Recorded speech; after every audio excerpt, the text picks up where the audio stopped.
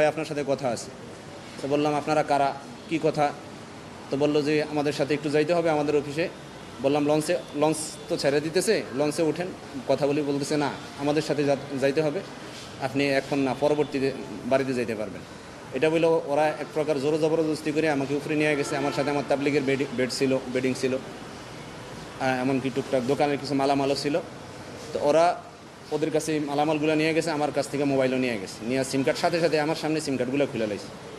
যখন সদরঘাটের টার্মিনাল থেকে উপরে নিয়ে আসছে, দেখলাম যে র্যাবের কয়েকটা গাড়ি, র্যাব 11 ইয়া লেখা, প্লাস পোশাক পরিহিত অনেকেই ছিল, ওইদিকে 3-4টা গাড়ির মতোই ছিল। পরবর্তীতে ওরা আমাকে গাড়িতে উঠায় হাত করা পরাইছে। আমার মাথার পাগড়ি খুইলা, আমার মাথায় পাগড়ি ছিল, ওই ছবিগুলো আছে আমার কাছে এখনও। তো ওই পাগড়ি খুইলা আমার চোখ চোখ বাঁধছে। বাইদা একজন বলতেছে চলো এই সাভারের দিকে চলো। তো সাভারের দিকে চলো, কিন্তু বাইরে থেকে যে আওয়াজ, আমি কিছুক্ষণ পরে যে আওয়াজ শুনলাম যে এরা ওই চিটাগাং রোডের আওয়াজ দিতেছে, হয়তো গাড়িওয়ালারা ডাকতেছে। তো বুঝছি যে না, এরা সাভারের দিকে নিচ্ছে না, এরা উল্টা দিকে আমার নিতেছে। তো অনেকক্ষণ দীর্ঘক্ষণ ঘুরায়া ঘাড়ায়া অনেক সময়, ওই আমি বলতে পারবো না যে কয়টা বাজে আনুমানিক, বলতে পারবো না। অর্থাৎ ঈশারও অনেক পরে আমাকে আসরের পরে নিল, ঈশার পরে যাই ওনাদের অফিসে গেলাম। তখন অনেক জিজ্ঞাসাবাদ করছে, বিশেষ করে আমার নাম ঠিকানা, আমার সাথে কী কী ছিল ওগুলো সব ওনারা একটা নোট করছে। ওই নোটটা পরবর্তীতে আবার আমাদেরকে দিছে, কী কী ছিল আমার কাছে। আমার আত্মীয় স্বজনদেরকে যে মালামালগুলো বুঝিয়ে দিছে, ওইটাও আমার ফাইলের মধ্যে আছে। পরবর্তীতে ওনারা এই 45 দিন আমাকে, ওনাদের অনেকগুলো সেল আছে, বিশেষ করে র্যাব 11-এর মধ্যে আমি 3 ধরনের রুমের মধ্যে ছিলাম। একটা রুম ছিল আমার অনুমান হিসাবে 2.5 ফিট বাই 6 ফিট, এটার মধ্যে প্রায় 2 ফিটের মধ্যে কমে, অল্প একটু জায়গার মধ্যে এইদিকে থাকা, খাওয়া, ঘুম, নামাজ পড়া। তো কোরআন চাইলে কোরআন দিত না, বলতো যে মুখস্থ যদি থাকে ওইভাবেই পড়ে। পরবর্তীতে বড় ছেলে গেছে আর কোরআন শরীফ দিছে। তা আমার ওইদিকে হালত এমন অবস্থা হয়েছে, আমি যখন নামাজে রুকুতে যাইতাম, আমার পিছনের সাইড এক দেয়ালে আটকাইতাম, মাথাটা আরেক দেয়ালে আটকাইতাম। ওই জায়গার মধ্যে গোসল করতাম, যখন পানি না শুকানো পর্যন্ত ওইদিকে বসতে পারতাম না। এর মধ্যেই নামাজ পড়া, থাকা, ঘুম, এদিকে লম্বা সময় রাখছি। আর ওটা টর্চার রুমের পাশেই ছিল। যাদেরকে টর্চার করা হইতো, ওরা যখন বিকট আওয়াজে চিৎকার দিত, আমার মানসিকভাবে খুবই কষ্ট লাগতো। এমনি ওরা আমাকেও টর্চার করছে। বিশেষ করে এই যে র্যাবের এসপি মশিউর নামের একজন ছিল, উনি আমাকে কারেন্টে শর্ট দিছে, দাড়ির মধ্যে হাত ধরে এইভাবে দাড়ি ধরে গেতেছে, তোর দাড়িগুলা কাইটালামো এই তুই কোন দলের সদস্য? তো বলতেছি যে আমার তো দেখলি না, আমি ইস্তেমা দিকে আসতেছি, দাওয়াত তাবলীগের ম্যান। কয় না, তুই এটা করস না, তুই অন্য কিছু করস। তো বললাম যে ঠিক আছে, আমি যদি অন্য কোনো কিছু করি আপনারা বইলা দেন। লম্বা সময় তো আটকে রাখছে, যে বইলা দেন কি করি, তাইলে আমি ওইটাই বলবো। কইতেছে না, তোরই তুই, এই আর কি। তো যাই হোক, এরকম লম্বা সময় 45 দিন পরে ওনারা আমাকে রাত্রে প্রায় আনুমানিক আর কি 11:30 বা 12টার মধ্যে আবার গাড়ির মধ্যে ঢুকাইছে, অর্থাৎ উঠাইয়া এর আগে দিয়া করছে কি, এই 45 দিনের মাথায় ওনারা আমার যেই পাঞ্জাবিটা গায়ে ছিল, ওই পাঞ্জাবিটা আবার ফেরত দিয়ে দিছে। 3 দিনের সময় ওরা পাঞ্জাবিটা নিয়ে নিছে, পাঞ্জাবি পাজামা যা যা আমার কাছে ছিল ওগুলো নিয়ে গেছে। 45 দিনের মাথায় ওগুলো আবার আমাকে ফেরত দিছে। আচ্ছা, 45 দিনের মাথায় আমার ওগুলো ফেরত দিছে, ওগুলো আমি আবার গায়ে দিছি। রাত্রেবেলা ওনারা নিয়ে গেছে আবার চোখ বান্ধা, হাত করা লাগায় মাতুয়াইল, সম্ভবত মাতুয়াইল হসপিটালের আশেপাশে যে কোনো এক জায়গায়, আমার চোখ বাঁধা ছিল, ওইদিকে নিয়ে ওনারা খুব হই হুল্লোড় করতেছে। আমি বুঝলাম যে এখানে কোনো ক্রস ফায়ার দিব কিনা। তো ভিতরে আবার 2-1টা লোক ভালো ছিল, যারা এই র্যাবের এই সমস্ত কার্যক্রম পছন্দ করতো না।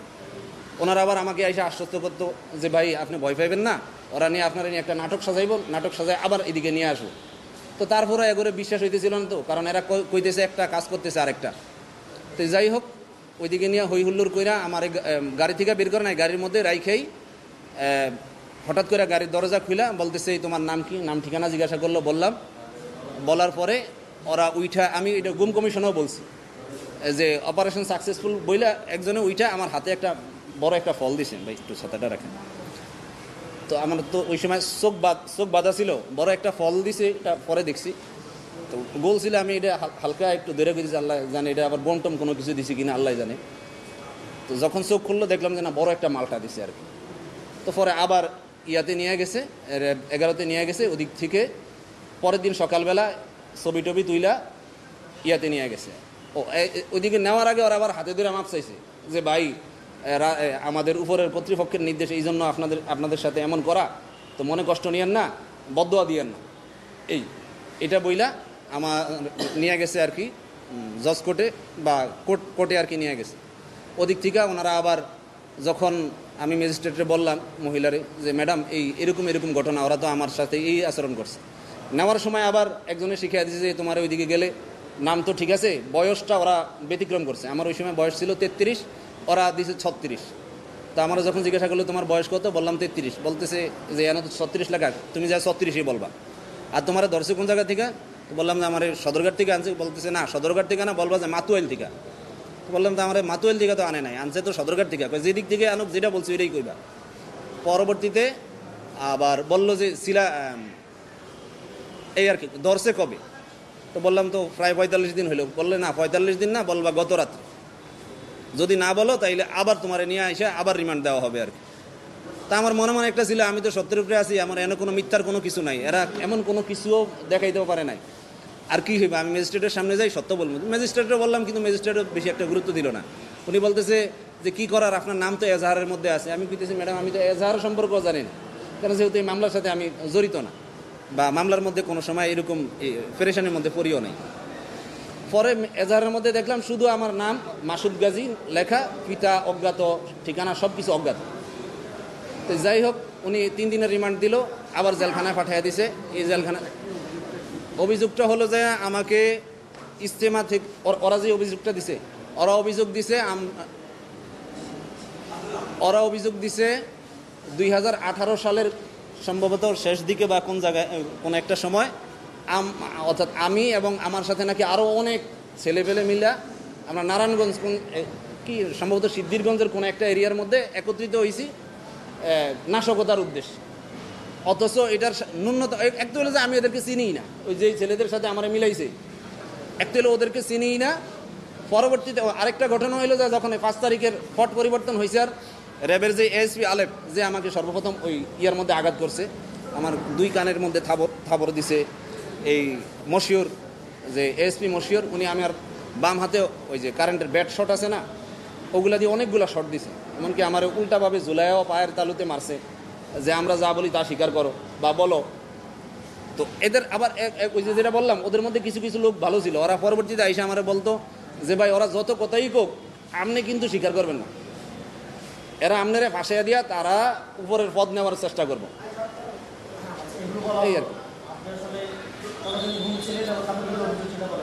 45 দিন ঘুমছিলাম। 45 দিন ঘুমছিলাম। আমার অভিযোগ হলো র্যাব 11-2019 সালে যে সমস্ত কর্মকর্তারা ছিল, ওনাদের প্রত্যেকের বিরুদ্ধে অভিযোগ, কারণ প্রত্যেকেই আমাকে জিজ্ঞাসাবাদ করছে, আর প্রত্যেকেই মোটামুটি অনেকেই আমাকে টর্চার করছে। আর এর মধ্যে উল্লেখযোগ্য হলো যে র্যাবের এএসপি আলেফউদ্দিন মশিউর, এই 2 জনকেই আমি চিনি। হ্যাঁ, এই 2 জনকেই আর কি আমি চিনি। এছাড়া অন্যদেরকে হয়তো চেহারা দেখলে চিনবো, এমনি বলতে পারবো এদের বিরুদ্ধে। এখন আমি তাদের বিচার চাচ্ছি, যাতে করে আর পরবর্তীতে আর কেউ এরকম কোনো নিরীহ মানুষকে ধরে নিয়ে মিথ্যা অভিযোগে অভিযুক্ত করে জেলে না দেয়, মানুষ যেন এরকম নির্যাতনের শিকার না হয়। এজন্য আমি ওনাদের শাস্তি চাচ্ছি আর